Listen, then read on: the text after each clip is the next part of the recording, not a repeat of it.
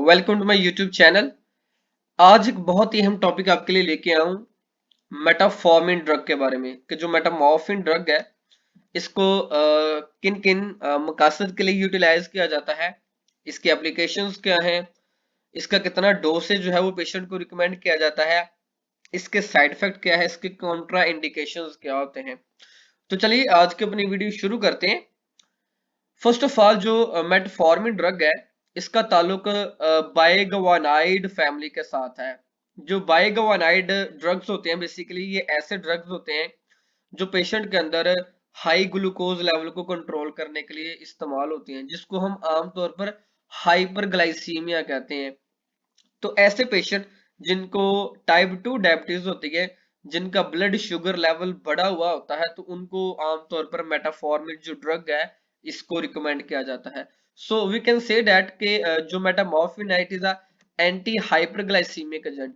ये anti hyperglycemic agent है जो हाइपरग्लाइसीमिया है, जिसको हाई ब्लड ग्लूकोज लेवल भी हम कहते हैं। तो हाई ब्लड ग्लूकोज लेवल को कम करने के लिए, ब्लड शुगर को कम करने के लिए मेटाफॉर्मिन जो है ये रिकमेंड किया जाता है। मेटाफॉर्मिन के और तो बहुत सारे इस्तेमालात हैं, उनको भी हम अपने लेक्चर के अंदर डिस्कस करेंगे, लेकिन मेन जो इसकी रिकमेंडेशन है इसको टाइप 2 डायबिटीज को ट्रीट करने के लिए पेशेंट को जो है ये रिकमेंड किया जाता है। अब टाइप 2 डायबिटीज के अंदर होता क्या है, बेसिकली ये एक ऐसी कंडीशन होती है जिसके अंदर जो पेशेंट की बॉडी है उसके अंदर इंसुलिन कम प्रोड्यूस होती है, या इंसुलिन अगर प्रोड्यूस होती है तो इतनी वो ज्यादा मिकदार में प्रोड्यूस नहीं हो पाती, या आमतौर पर जो बॉडी के सेल होते हैं वो इंसुलिन को रिस्पॉन्ड नहीं कर पाते। जो इंसुलिन की सेंसिटिविटी होती है वो कम हो जाती है पेशेंट के अंदर, तो अल्टीमेटली जो ग्लूकोज का लेवल है वो ब्लड के अंदर इंक्रीज हो जाता है, क्योंकि इंसुलिन ही मेन वो हार्मोन है जिसने ग्लूकोज को ग्लाइकोजन के अंदर कन्वर्ट करना होता है, या बाकी कुछ केमिकल रिएक्शन की मदद से ब्लड से जो ग्लूकोज होता है इसके लेवल को कम करना पड़ता है। तो अल्टीमेटली जब सेल इंसुलिन को रिस्पॉन्ड नहीं करेंगे या इंसुलिन कम मिकदार के अंदर पैदा होगी तो ब्लड ग्लूकोज लेवल जो है वो बढ़ जाएगा, और इसी कंडीशन को हम हाइपरग्लाइसीमिया कहते हैं, the high level of blood glucose. So usually metformin lowers blood sugar level. तो ब्लड शुगर लेवल को कम करने के लिए जो मेटामॉर्फिन है इसको इस्तेमाल किया जाता है। उसके बाद अगर इसका मैकेनिज्म ऑफ एक्शन देखें कि ये बेसिकली जो मेटाफॉर्मिन ड्रग है ये काम कैसे करता है। सो फर्स्ट ऑफ ऑल जिसका मेन मैकेनिज्म ऑफ एक्शन है जो मेटामॉर्फिन है ये लीवर के ऊपर एक्ट करता है and decrease the glucose production. Liver के अंदर एक इंपॉर्टेंट केमिकल रिएक्शन चलता है जिसको ग्लूकोनियोजेनेसिस कहते हैं। ये उस केमिकल रिएक्शन को इनहिबिट कर देता है जिससे जो लीवर है ये ग्लूकोज पैदा नहीं करता। और ये बात हमें पता है कि लीवर के अंदर जो ग्लूकोज है, जो शुगर है, ये ग्लाइकोजन की शुगर में या ग्लाइकोजन की शक्ल में जो है ये जमा होती है लीवर के अंदर। तो लीवर के ऊपर मेटामॉर्फिन एक्ट करता है और ग्लाइकोजन को वापस ग्लूकोज में कन्वर्ट नहीं होने देता। एक तो मेथड ये है कि ये ग्लूकोज की प्रोडक्शन को बॉडी में बंद कर देता है, तो इससे भी ग्लूकोज लेवल जो है वो कम हो जाता है। दूसरा, it increase the insulin sensitivity in cell. ये जो इंसुलिन की सेंसिटिविटी होती है इसको बढ़ा देता है। आमतौर पर जो पहले सेल इंसुलिन को रिस्पॉन्ड नहीं कर रहे थे वो सेल इंसुलिन को रिस्पॉन्ड करना स्टार्ट कर देंगे, जिससे जो ग्लूकोज है ये सेल ज्यादा से ज्यादा उसको इस्तेमाल करेंगे। और ये भी एक अहम इसका पॉइंट है जिससे जो ग्लूकोज है ये बॉडी के अंदर जो है वो इसका लेवल कम हो जाता है। तो सेल की जो सेंसिटिविटी है इंसुलिन के लिए मेटाफॉर्मिन इसको बढ़ा देता है। इसके अलावा मेन इसका पॉइंट जिसकी वजह से जो मोस्ट इसको लोग इसको एंटी एजिंग ड्रग भी जो है वो मान रहे हैं, और अक्सर जो लोग है इसको ओबेसिटी कंट्रोल करने के लिए, अपना वेट कंट्रोल करने के लिए भी इस्तेमाल करते हैं इस ड्रग को। It reduce the absorption of glucose from intestine into blood. ये क्या करता है कि जो इंटेस्टाइन होती है इसके ऊपर ये एक्ट करता है, और इंटेस्टाइन से जो ग्लूकोज की एब्जॉर्प्शन है इसके अमल को ये इनहिबिट कर देता है। अल्टीमेटली जो भी आप ग्लूकोज या जो भी शुगर्स आप ले रहे होते हैं वो शुगर आपकी इंटेस्टाइन से, आपकी जो खुराक की नाली है उससे आपके ब्लड में शामिल नहीं हो पाते। तो अल्टीमेटली जो ग्लूकोज है वो ब्लड के अंदर नहीं आएगा, तो जो हाइपरग्लाइसीमिया वो ओवरकम हो जाएगा, जो ग्लूकोज का लेवल है ब्लड के अंदर नहीं मजीद बढ़ेगा। तो ये तीन इसके मेन मैकेनिज्म ऑफ एक्शन है जिससे ये काम करता है। जैसे कि बताया सबसे पहले ये लीवर के अंदर ग्लूकोज की प्रोडक्शन को रोक देता है। दूसरा, ये इंसुलिन की सेंसिटिविटी को सेल के अंदर बढ़ा देता है, जिससे जो इंसुलिन है ज्यादा से ज्यादा सेल को मैसेज दे पाता है कि ग्लूकोज को इस्तेमाल किया जाए और इसके लेवल को कम किया जाए। और तीसरा, ये इंटेस्टाइन से जो ग्लूकोज की एब्जॉर्प्शन है इसको इनहिबिट कर देता है। सो ये इसका मैकेनिज्म ऑफ एक्शन है। इन तीन तरीकों से मेटाफॉर्मिन काम करता है। यूजेस की बात करें तो मेटामॉर्फिन दिया जाता है आमतौर पर टाइप 2 डायबिटीज के पेशेंट को, उनके अंदर जो हाई ब्लड शुगर होता है इसको कंट्रोल करने के लिए। और हाई ब्लड शुगर लेवल यानी हाइपरग्लाइसीमिया से जो पैदा होने वाले मसाइल हैं, जैसे कि किडनी डैमेज, ब्लाइंडनेस हो जाती है उन लोगों के अंदर, नर्व प्रॉब्लम होती है उनके अंदर, नर्व सिस्टम डिसइंटीग्रेशन शुरू हो जाती है, लॉस ऑफ लिम्स हो जाता है, और सेक्सुअल फंक्शन जो है वो उनके अंदर डिस्टर्ब होते हैं। तो इन तमाम के तमाम जो प्रॉब्लम है इनको ओवरकम करने के लिए मेटाफॉर्मिन दिया जाता है टाइप 2 डायबिटिक पेशेंट के अंदर। फीमेल्स के अंदर इसकी एक बहुत अच्छी एप्लीकेशन है, उन फीमेल के अंदर जिनको पॉलीसिस्टिक ओवरी सिंड्रोम होता है, पीसीओएस। तो पॉलीसिस्टिक ओवरी सिंड्रोम के अंदर होता क्या है कि ओवरी के अंदर सिस्ट डेवलप हो जाते हैं, और मोस्टली जो फीमेल के जो पीरियड्स होते हैं ये इरेगुलर हो जाती हैं, उनके अंदर इनफर्टिलिटी आ जाती है, और इससे रेगुलेटेड और बहुत सारी जो सिम्टम है वो डेवलप हो जाती हैं। तो वो वाले पेशेंट जिनको पॉलीसिस्टिक ओवरी सिंड्रोम का सामना है, जिनको पीसीओएस का सामना है, उनके अंदर जब मेटाफॉर्मिन अप्लाई किया गया तो ये जो सिम्टम है काफी हद तक उनके अंदर जो है वो इम्प्रूव देखी गई। उनके अंदर इंसुलिन की सेंसिटिविटी बढ़ी, और उनके अंदर जो मेंस्ट्रुअल साइकिल है उनकी प्रॉपर रेगुलेशन भी देखी दी। तो पीसीओएस को ट्रीट करने के लिए भी फीमेल्स को ये रिकमेंड किया जाता है। इसके अलावा जो गेस्टेशनल डायबिटीज है, गेस्टेशनल डायबिटीज यानी प्रेगनेंसी के दौरान कुछ फीमेल के अंदर जो है वो डायबिटीज के इशू आ जाते हैं, उनका जो ब्लड शुगर लेवल है वो कंट्रोल नहीं हो पाता, तो उसको हम गेस्टेशनल डायबिटीज कहते हैं। तो गेस्टेशन यानी प्रेगनेंसी के दौरान भी ब्लड ग्लूकोज लेवल को कंट्रोल करने के लिए मेटाफॉर्मिन जो है ये रिकमेंड किया जाता है प्रेग्नेंट फीमेल्स को। प्री डायबिटिक्स पेशेंट को यह दिया जाता है। प्री डायबिटिक्स पेशेंट का क्या मतलब है कि कुछ पेशेंट के अंदर अभी वो मुकम्मल तौर पर टाइप 2 डायबिटीज को डेवलप नहीं कर पाते, यानी उनके अंदर ब्लड शुगर लेवल बढ़ना शुरू हो जाता है लेकिन अभी थ्रेशोल्ड लेवल तक नहीं बढ़ पाता, यानी इतना नहीं बढ़ा होता कि उनको जो है वो डायबिटीज डेवलप हो जाए। तो अभी वो प्री डायबिटिक होते हैं, लेकिन अनकरीब फ्यूचर के अंदर उनको डायबिटीज होने वाला होता है, तो उसको डॉक्टर डायग्नोज करके जो है प्री डायबिटिक पेशेंट को मेटाफॉर्मिन रिकमेंड करते हैं, ताकि उनको वक्त से पहले जो टाइप 2 डायबिटीज है उससे होने से बचाया जा सके।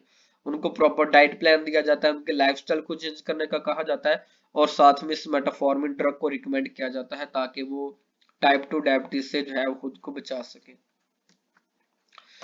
ये बहुत कमाल की और एक मॉडर्न जो हमारी मेडिकल साइंस है उसके अंदर इसकी बड़ी अच्छी ये एप्लीकेशन आई है, और बहुत सारे जो लोग हैं इसको इस वजह से भी इस्तेमाल करना चाह रहे हैं, वेट मैनेजमेंट। तो क्योंकि जैसे कि हमने पहले कहा कि ग्लूकोज लेवल को ये कंट्रोल करता है, और स्पेशली इंटेस्टाइन से ये ग्लूकोज की अपटेक को ब्लड के अंदर जो है वो ब्लॉक कर देता है, ग्लूकोज को ये ब्लड के अंदर एब्जॉर्ब होने से रोकता है। तो इस वजह से इससे वेट बड़ा लोगों का जो है वो कंट्रोल हो रहा है, तो वेट मैनेजमेंट के अंदर भी इसको इस्तेमाल किया जाता है। और आमतौर पर जो टाइप 2 डायबिटीज होते हैं उनके अंदर वेट मैनेजमेंट के लिए, और जो पीसीओएस के पेशेंट होते हैं उनके अंदर वेट मैनेजमेंट के लिए भी जो है इसको प्रिस्क्राइब किया जाता है। कार्डियोवैस्कुलर हेल्थ, इसके बहुत सारे जो है वो कार्डियोवैस्कुलर बेनिफिट भी देखने को आए हैं। एक तो ये ग्लूकोज कंट्रोल कर रहा है, लेकिन उसके साथ बहुत सारे जो कार्डियोवैस्कुलर डिजीजेस हैं उनके रिस्क को भी ये पोटेंशियली जो है वो कम कर देता है। तो कार्डियोवैस्कुलर हेल्थ के लिए भी टाइप 2 डायबिटिक पेशेंट को जो है ये डोज और ये ड्रग जो है ये रिकमेंड किया जाता है। तो ये इसके मेन इस्तेमालात हैं, ये इसके यूजेस हैं जो पेशेंट को रिकमेंड किए जाते हैं। काउंटर इंडिकेशन अगर इसका देखें तो जी किडनी प्रॉब्लम वाले पेशेंट को तो बिल्कुल जो है ये नहीं लेना चाहिए, क्योंकि ये बॉडी से अनचेंज फॉर्म के अंदर जो है वो रिमूव होता है, और इससे एक प्रॉब्लम होती है जिसको लैक्टिक एसिडोसिस कहते हैं। तो ये खतरनाक कंडीशन है। तो जिन लोगों को किडनी इम्पेयरमेंट का इशू होता है, किडनी प्रॉब्लम होते हैं, तो इनको ये हरगिज नहीं लेना चाहिए। इसके अलावा जो जिन पेशेंट को लीवर के इश्यूज हैं, क्रोनिक लीवर डिजीजेज हैं, उनको भी ये नहीं लेना चाहिए। और जो हार्ट पेशेंट आएंगे जिनको सर्कुलेटरी प्रॉब्लम है, ठीक है, उनको भी मेटाफॉर्मिन रिकमेंड नहीं किया जाता, क्योंकि उनके अंदर जो लैक्टिक एसिडोसिस का इश्यू हो सकता है, और उनके अंदर कार्डिक फेलियर जो है ये बड़ी वजह बन सकता है, तो उनके अंदर भी इसकी काउंटर इंडिकेशन है। अल्कोहल अब्यूज वाले पेशेंट को इससे दूर रहना चाहिए, क्योंकि अल्कोहल के साथ मिलकर ये लैक्टिक एसिडोसिस को मजीद बढ़ा देता है, जो बहुत ज्यादा रिस्की हो जाता है मेटामॉर्फिन के साथ लेने से। तो अल्कोहल अब्यूज कंडीशन के अंदर भी इसको नहीं लेना चाहिए। इसके अलावा कुछ जो सर्टेन इमेजिंग प्रोसीजर्स होते हैं, जैसा कि एक्सरे टेस्ट वगैरह, जिसमें आइडोनेटेड जो कॉन्ट्रास्टेड एजेंट है इनको इस्तेमाल किया जाता है, तो इन प्रोसीजर के दौरान कुछ वक्त के लिए जो है वो इस ड्रग को जो है वो नहीं लेना चाहिए। तो ये इसकी जो है वो वक्ती तौर पर इसको रोकना चाहिए सर्टेन इमेजिंग प्रोसीजर के दौरान, लेकिन बाद में इसको कंटिन्यू किया जा सकता है। जिनको सीवियर किस्म की एलर्जेटिक रिएक्शन हो इससे, तो उन पेशेंट को जो है ये जो ड्रग है वो नहीं लेना चाहिए। तो ये इसके कुछ कंट्राइंडिकेशंस हैं। उसके बाद अगर इसके साइड इफेक्ट्स की हम बात करें तो कुछ पेशेंट के अंदर जो है वो गैस्ट्रोइंटेस्टाइनल इश्यू देखने में आए हैं, जैसे कि कुछ पेशेंट से के अंदर डायरिया, नोजिया, वॉमिटिंग और एब्डोमिनल पेन देखने में आई है। शुरू में कुछ पेशेंट के अंदर ये भी रिपोर्ट हुआ है कि उनके अंदर मेटालिक टेस्ट आता है, जो जुबान है बदजायका हो जाती है। लेकिन ये भी देखने में आया कि जैसे जैसे वो इसको इस्तेमाल करते हैं विद प्रोलॉन्ग यूज, ये जो मेटालिक टेस्ट है इसकी सेंसेशन भी खत्म हो जाती है। इससे लैक्टिक एसिडोसिस हो सकती है, जो कि एक सीरियस कंडीशन है, और किडनी फेलियर, और जिनको लीवर इंपेयरमेंट के इश्यू है उनके अंदर ये लैक्टिक एसिडोसिस का जो इश्यू है ये हो सकता है। और इसके जो मेन सिम्टम है इसके अंदर रैपिड ब्रीथिंग हो सकती है, मसल पेन हो सकता है, वीकनेस हो सकती है, डिजीनेस हो सकती है, और स्टमक डिस्कम्फर्ट का जो इश्यू है ये आ सकता है। इसका मेजर जो साइड इफेक्ट है विटामिन बी 12 डेफिशिएंसी देखेगी कि वो वाले पेशेंट जिसको बहुत ज्यादा प्रोलॉन्ग इस्तेमाल करते हैं, तो उसके अंदर विटामिन बी 12 की डेफिशिएंसी जो है वो हो जाती है, जिसके जो मेन सिम्टम है उसमें फटीक है, वीकनेस है, टिंगलिंग है।